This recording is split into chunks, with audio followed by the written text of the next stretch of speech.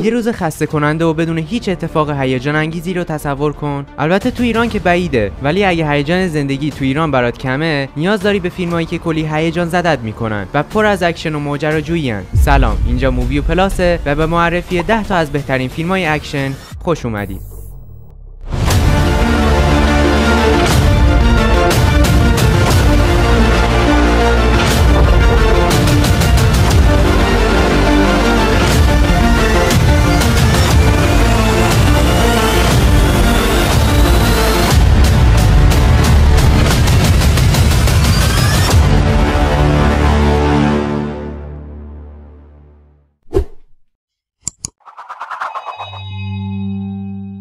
فیلم اول ددپول اند وولورین. ددپول برگشته، ولی این بار تنها نیست. وقتی که دنیا به هم میریزه و مولتیورس به آشوب کشیده میشه، فقط یه نفر میتونه کمک کنه، وولورین. یه ابرقهرمان عصبانی و یه ضد قهرمان پرحرف و یه تیم عجیب که قراره با هم ترکیب بشن. ددپول اند وولورین، یه فیلم پر از اکشن، خشونت، شوخی‌های بی‌پرده و کلی دیوونه بازیه که مرزهای دنیای مارول رو جابجا میکنه. پس آماده باش برای یه ماجراجویی که قراره هم خنده‌دار باشه، هم خفن، هم یه عالم سورپرایز برات داشته باشه. فیلم دوم تاپ گان موریک. 36 سال از اتفاقات فیلم قبلی میگذره. موریک هنوز همون خلبان سرکش و بی‌قانونه. این بار اون برگشته تا نسل جدیدی از خلبان‌های تاپ گان رو آموزش بده. ولی وقتی یه مأموریت غیر ممکن مطرح میشه، فقط یه نفر میتونه تیم رو هدایت کنه، خودش. تاپ گان موریک یه ترکیب ناب از نوستالژی، اکشن های هوایی نفسگیر و صحنه هایی که قلبت رو به تپش میندازه. تام کروز دوباره پشت فرمون جنگنده ها نشسته و این بار همه چی واقعی تر و هیجان انگیزتر از همیشه است. آماده ای پرواز شو، چون این فیلم قرار آدرنالین تو تا آسمون ببره.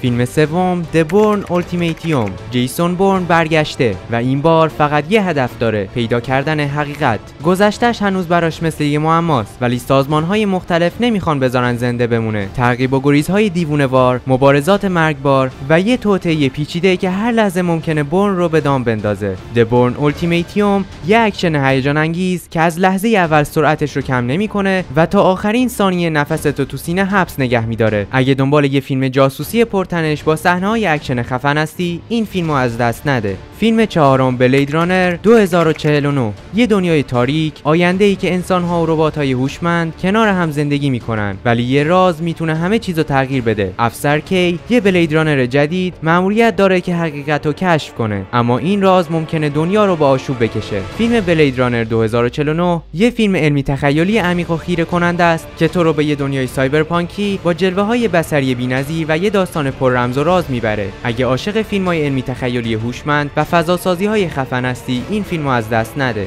فیلم پنجم مد مکس فیوری رود. یه دنیای آخرالزمانی، یه بیابون بیرحم و یه فرار دیوونه‌وار برای زنده موندن. مد مکس فیوری رود یه اکشن بدون توقفه که از همون لحظه اول آدرنالین تو تا آخرین حد میبره بالا. تام هاردی تو نقش مکس، مردی که چیزی برای از دست دادن نداره، با فیوریوسا همراه میشه تا از دست یه دیکتاتور وحشی فرار کنن. اما این فقط یه تعقیب و گریز ساده نیست، این یه جنگه. ماشینای جنگی، صحنه‌های اکشن بیوقفه و دنیایی که تنها قانونش اینه که بکش تا کشته نشی. اگه دنبال یه فیلم پرهیجان، انفجارا و اکشنای خاص هستی، مد مکس فیوری رود دقیقاً همون چیزیه که دنبالش میگردی. فیلم ششم اینسپشن. اگه میتونستی وارد خوابای دیگران بشی و افکارشون رو بدزدی، چیکار میکردی؟ حالا تصور کن که به جای دزدیدن یه ایده، باید یه فکر جدید رو تو ذهن یه نفر بکاری، اونم بدون اینکه خودش بفهمه. اینسپشن یه سفر پیچیده تو دنیای خوابها و توهماته، جایی که مرز بین واقعیت و خیال از بین میره و هر اشتباه میتونه تو رو توی لایه بی‌پایان از رویاها گیر بندازه. با کارگردانی کریستوفر نولان و بازی بی‌نظیر لئوناردو دیکاپریو، این فیلم یه معمای ذهنیه که بعد از دیدنش